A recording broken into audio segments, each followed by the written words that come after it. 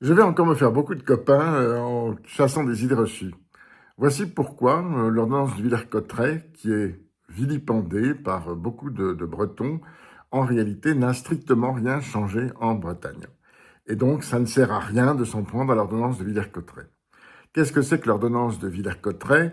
C'est une ordonnance de l'année 1539 par laquelle le roi de France François Ier a décrété que dorénavant tous les actes de justice et d'administration en France seraient libellés en français. Très bien, pourquoi pas? Les Bretons disent mais c'est épouvantable, sauf que pour une fois, c'est la Bretagne qui a déteint sur la France, car les actes officiels en Bretagne étaient déjà en français depuis déjà un certain temps au moment où François Ier a pris cette décision pour la France. Ah, ça vous surprend, la Bretagne est passée aux Français bien avant la France, et alors que la France continuait à instrumenter en latin, et alors que la France continuait à instrumenter en latin dans beaucoup de ses justices et dans beaucoup de ses administrations, la Bretagne était déjà passée aux Français depuis longtemps. Et donc ça ne sert à rien de vilipender l'ordonnance de Villers-Cotterêts. Quelle est l'histoire? L'histoire commence euh, autour de l'an 1000. Il y a un personnage qu'on appelle Fulbert, Fulbert de Chartres.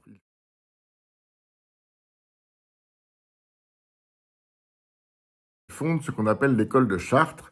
Il est le principal conseiller du roi de France Hugues Capet et il est le fondateur de l'école de Chartres.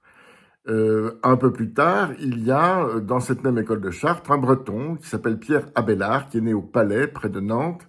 Et ce Pierre Abélard fonde à Paris la première école indépendante de l'évêché ou de l'archevêché.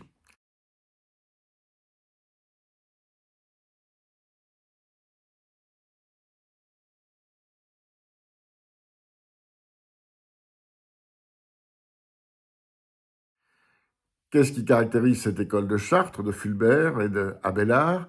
Elle milite pour qu'il y ait des clercs laïcs, une école indépendante de l'évêché ou de l'archevêché, et que ces clercs laïcs donc s'expriment en français. Pour qu'il puisse y avoir des clercs laïcs, il faut que les administrations s'expriment en français, que la justice soit rendue en français à une époque où tout se fait en latin, ce qui fait que les clercs d'église ont le monopole des actes de justice et des actes d'administration. L'école de Chartres milite donc pour le français. Or, c'est ici qu'intervient un personnage qui s'appelle aussi Pierre, comme Pierre Abélard, mais qui s'appelle lui Pierre de Dreux. Il épouse l'héritière du duché de Bretagne dans les années 1210, et il se trouve qu'il a de grandes sympathies à Chartres, il a même d'ailleurs du fief à Chartres, et tenez-vous bien, il est représenté dans la cathédrale de Chartres, ainsi que sa femme, la duchesse de Bretagne, est représentée dans les célèbres vitraux de la cathédrale de Chartres.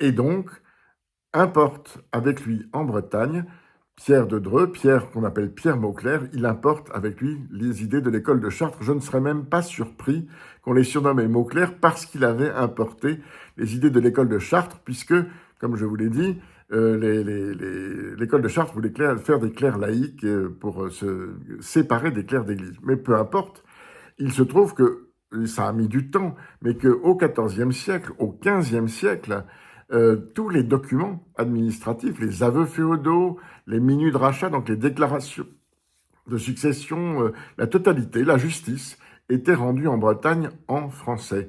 Au moment où l'édit de Villers-Cotterêts est pris, ça n'a rien changé pour les Bretons, qui ont continué à travailler en français, comme ils le faisaient depuis déjà 200 ans. Ça n'a changé qu'un aspect. Et il y a un aspect sur lequel on peut attirer l'attention, non pas seulement des Bretons, mais de tout le monde, c'est que l'ordonnance de Villers-Cotterêts a eu une conséquence à laquelle on n'est pas assez sensible, c'est qu'elle a nationalisé l'état des personnes. Alors, ce sont les termes juridiques, ça veut dire que dorénavant, les actes qui étaient rédigés en latin, c'était l'Église qui était la maîtresse des actes de naissance, de baptême, donc de la vie des gens, des jalons de la vie des gens. À partir de l'ordonnance de Villers-Cotterêts, les actes de baptême, bon, ça va se faire progressivement, naturellement, parce que bon, ça va jamais très vite, mais tout de même, au bout d'un petit moment, tous les actes ont été rédigés en français, parce qu'ils n'étaient pas rédigés au nom de l'Église, mais au nom du roi.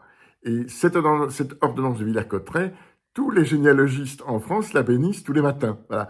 Et les Bretons, n'ayant pas de raison de s'en prendre à elle, cessons, s'il vous plaît, de la vilipender. C'est une très grande ordonnance, très utile, qui n'a porté aucun préjudice aux Bretons.